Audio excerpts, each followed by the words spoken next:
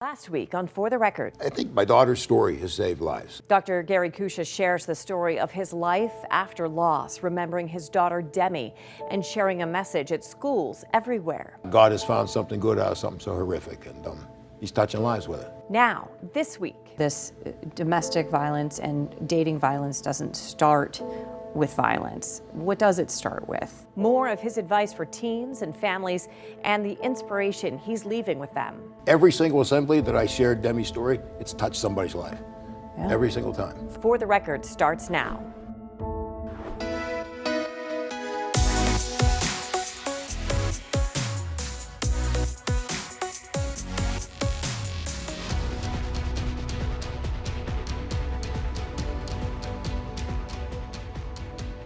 Welcome to For the Record. I'm Shannon Perrine. And if you missed our episode last week, I sat down with Dr. Demi Cuccia, whose daughter, Demi Cuccia, was stabbed and killed by her ex-boyfriend just one day after her 16th birthday. Since then, he's been spreading a message and trying to put an end to teen dating violence. Before I continue my conversation with Dr. Cuccia, I want to take a moment to look back at our past conversations with him and the lessons learned along the way. When you lose a child from a violent homicide, it's the worst thing ever. It's something that never goes away. Dr. Demi Cuccia will likely never forget that tragic day in the summer of 2007, the day his daughter, Demi Cuccia, was stabbed and killed by her ex-boyfriend. It was a Wednesday night, August 15th, 2007, and he stabbed her 16 times. And it was actually the day after she celebrated her 16th birthday. So, yeah, all because she just didn't want to date him anymore because he was too controlling and too possessive. In the nearly 19 years that have passed, Dr. Cuccia had a mission and a message, going to schools and speaking at assemblies about the dangers of teen dating violence. I'm really trying to target the young men I think we need better men in this world. If we have better men, we have fewer issues with women and children. So I try to talk to the men to treat women better with respect, the way God's calling would be for a man to treat a woman. And he says he believes sharing his daughter's story has saved lives. I had an email from one parent that thanked me because she was finally able to talk her daughter into getting a PFA against a boy that was pretty controlling, pretty abusive. And I guess after she heard my daughter Demi's story, she realized that this is unhealthy. It's my goal that they take a little piece of my daughter's story home with them, and they may not have to fall back on it that day or the next year, but somewhere in their life, chances are, if not themselves, they're going to know somebody that's going through teen dating violence or some sort of domestic violence, and they could fall back on this story and maybe use something that they learned from the assembly.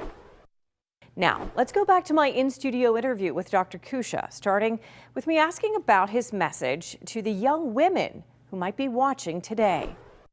What do you want young women who may be even watching this right now, what's your message to them from your standpoint? What do you want them to know, and how can they even start to prevent themselves from being in a relationship that is dangerous, and how do they get out of it? Yeah, good questions. I would say educate yourself a little bit about the warning signs of dating violence, some of the characteristics of controlling behavior. And if you see some of these initially early on into a relationship, that they could kind of be red flags, And again, you need to view them as red flags, right? And if you don't, then they're not on your radar. Like there was a time Demi come up to me and she says, "Dad, John doesn't want me to be a cheerleader anymore." And I just shrugged off the comment and says, "Demi, that's crazy. You love being a cheerleader." And told John basically to tell him to be quiet, and this Don never thought much about the comment, but again, he's trying to pick and choose activities for her, which is controlling characteristics, right? So, yeah, I would say educate yourself. Are there other red flags you want to tell us about? Now, there's a lot of red flags. There's, if you're getting, like I said, with the text messages, if you find yourself getting anxiety because you maybe didn't text back fast enough, that's a sure sign there's probably something wrong with your relationship. One of the things we learned from Demi, from some of her friends, when Demi died, they told us that if this boy John would text her or call her, that sometimes she would lie and say she was home and wouldn't say she was down at her friend's house. Mm-hmm. And that just really bothered me because I thought, okay, she's probably 15 years old at the time. Like, aren't you supposed to hang out with your friends or maybe go to the movies with your friends? So if somebody's picking and choosing, like, that's not healthy, right? Yeah. It's not normal. So just trying to open up their eyes different than the way my family had their eyes opened up, because I never had this conversation with my kids. I never grew up in a house that experienced domestic violence. Never really thought about it, until it's right in front of you, and you lose your daughter to something like this, and then you try and find meaning in it, find purpose in it, and trying to get on with your life with it, and that's what we've been doing with the advocacy work. You think you think you are? Yeah, I think we're making a big difference. I would want to think we're making a big difference, I mean, I think domestic violence has been around forever. It seems like you're always just plugging holes in a bucket that you're just never going to stop from leaking. However, I think along the way we have touched certain people in certain lives that maybe it's changed their life.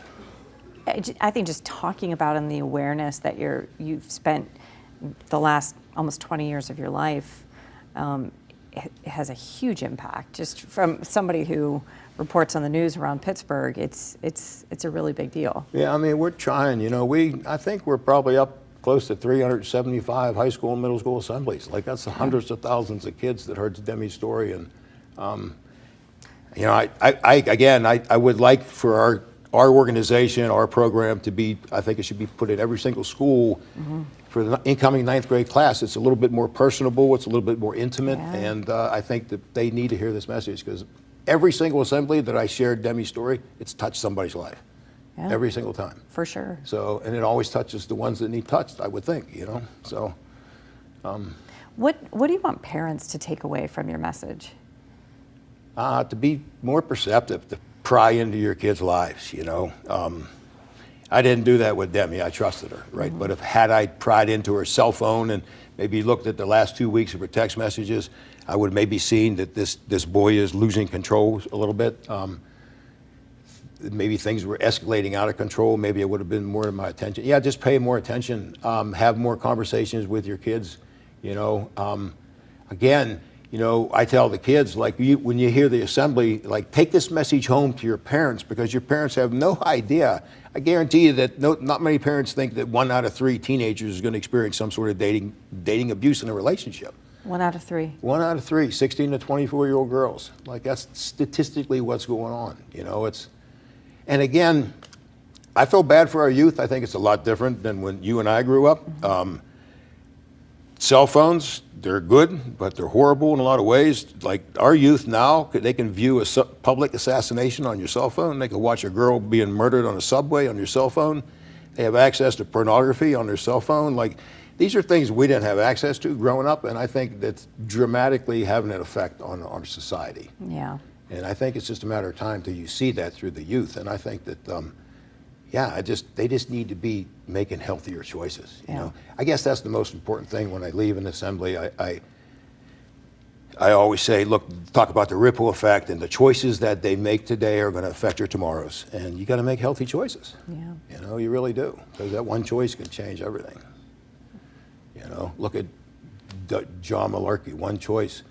Back in 2007, right? I lost my daughter.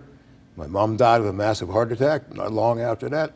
And I now just recently lost my son, which is a direct result of all that trauma. And that's a lot of trauma from one choice, one ripple effect.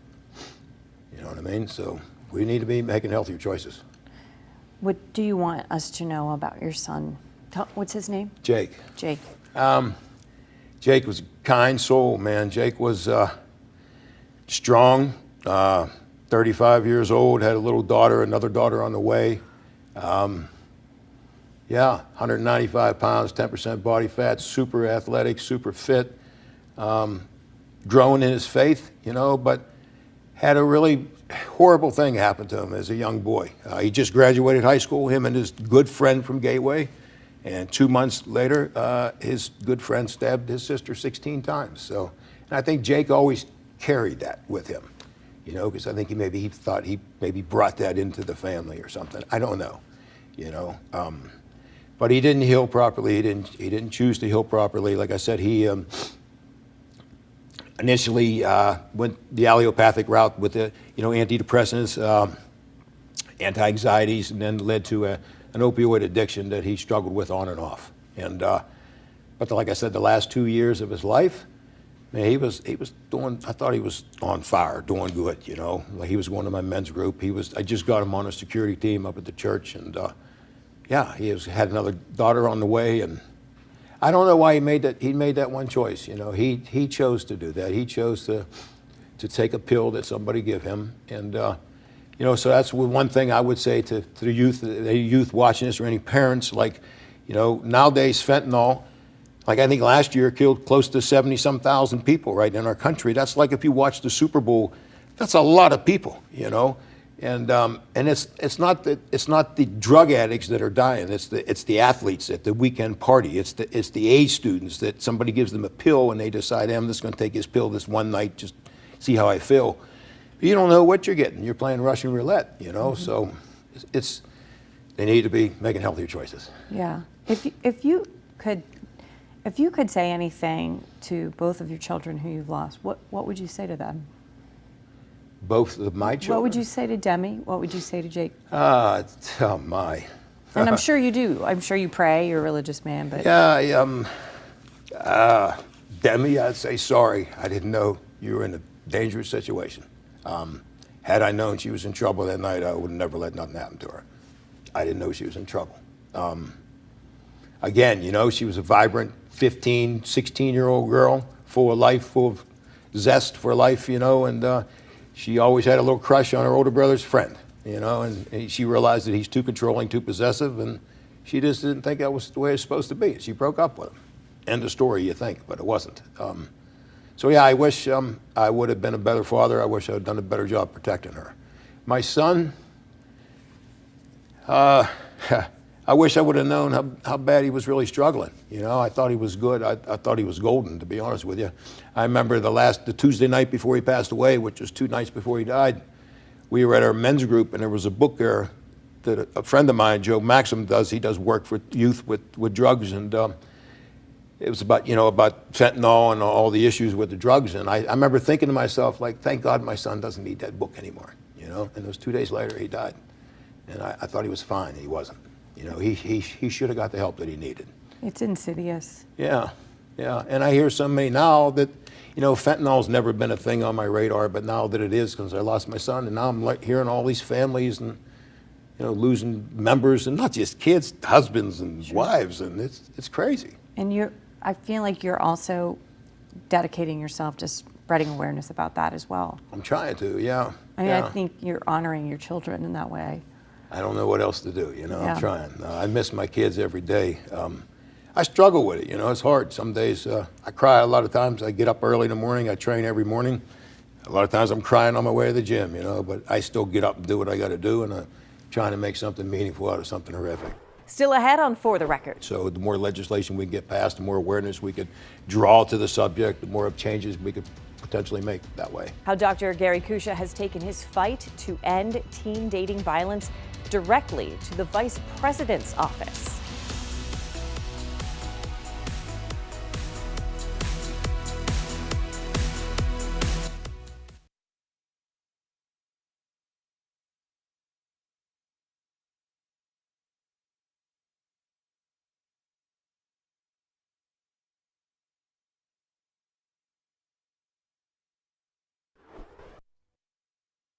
During the meeting with Vice President Biden, the Violence Against Women Act actually passed through Congress and was reauthorized, which was huge.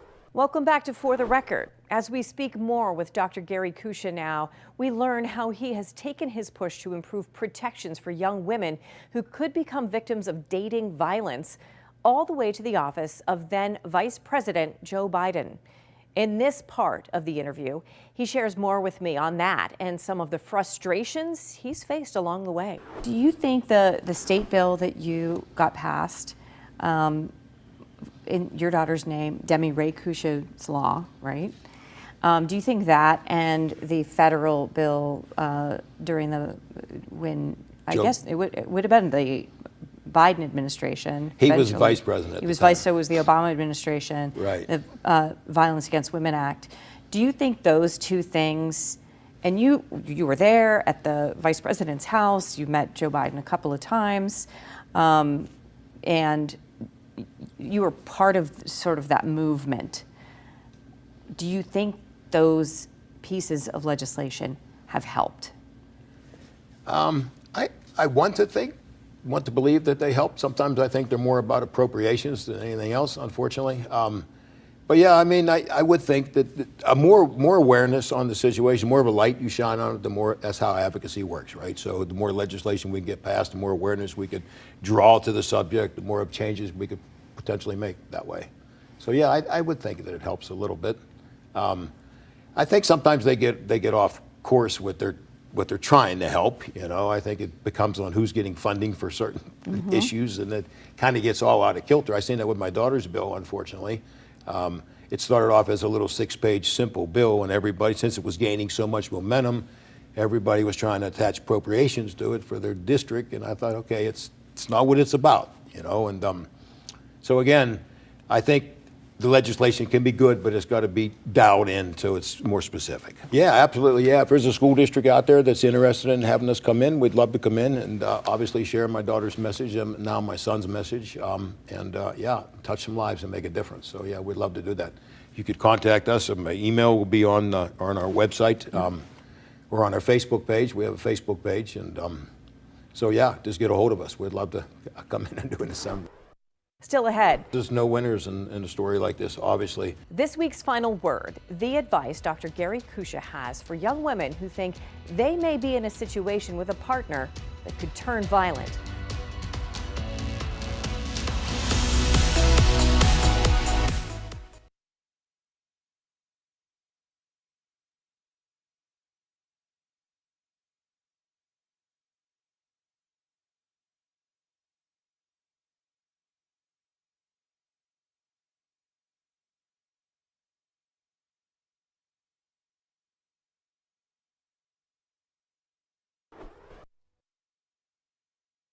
Welcome back to For the Record. Now, for this week's final word, I asked Dr. Gary Cuccia for a message he might have for young women who believe they could be at risk for violence in a relationship.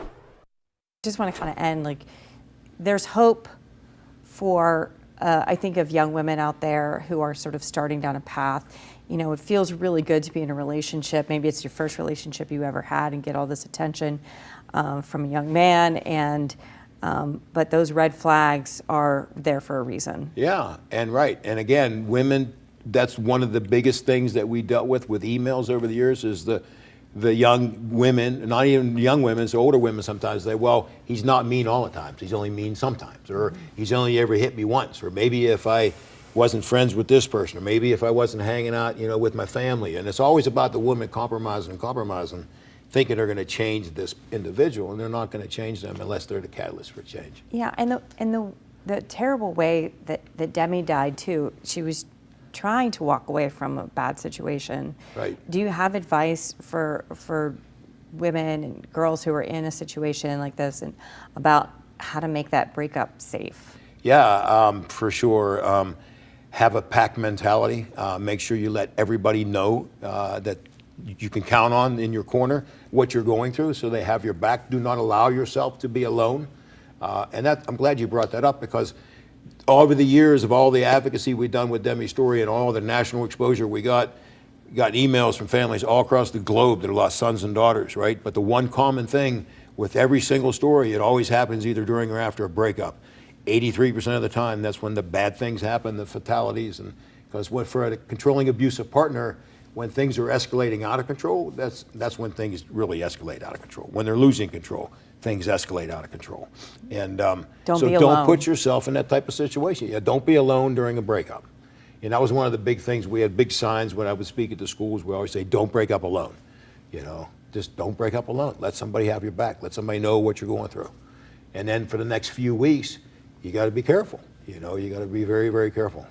And to the young men out there, if you find yourself sending those kinds of text messages that are controlling, or having anxiety that your girlfriend is doing stuff you don't want her to do, those are red flags too for these young men. Yeah, get the help that you need. Like, you get that under control, right? Because your life matters too, you know. The boy that murdered Demi, he was 18 years old at the time when he did this. He got a mandatory life sentence. He's going to spend the rest of his life in the state penitentiary.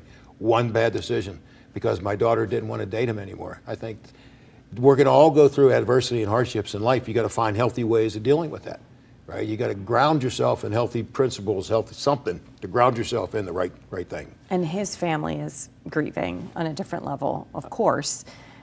He's still alive, but you know, that's yeah, I would imagine. loss. Obviously, yeah, it's a loss for them as well. There's no winners in a story like this. Obviously, you know, he spent the rest of his life in a state penitentiary, very limited visitation with his family, probably never going to have a girlfriend, all because of that one choice. You know, and I think, like, if a girl doesn't want to date you, that's okay. You know what I mean? Like, there's somebody's going to come along. Maybe work on yourself. Maybe make yourself better to offer somebody better. You know, offer them something better. And then you know, and just be patient. Like, don't healthy choices. You're watching For the Record. Straight ahead, how you can help Dr. Gary Cuccia spread his message.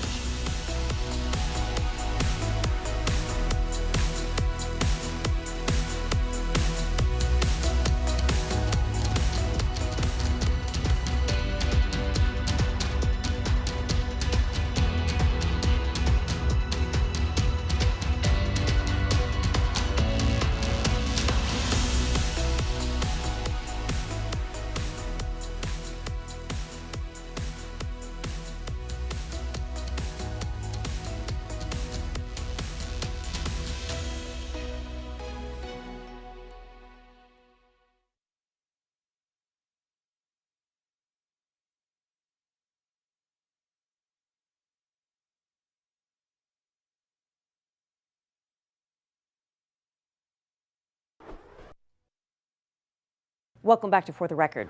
We want to pass along some key information if you would like to reach out to Dr. Gary Cuccia and have him share his message and his story at your school or organization. There are links available right now on WTAE.com to guide you to the website and social media pages for the Demi Cuccia Awareness Organization. You will find the links inside the story for this episode under the For the Record tab. And that is all for today's edition of For the Record. Thank you for watching. We'll see you next Sunday morning at 11 a.m. Thanks for joining us. Have a great week.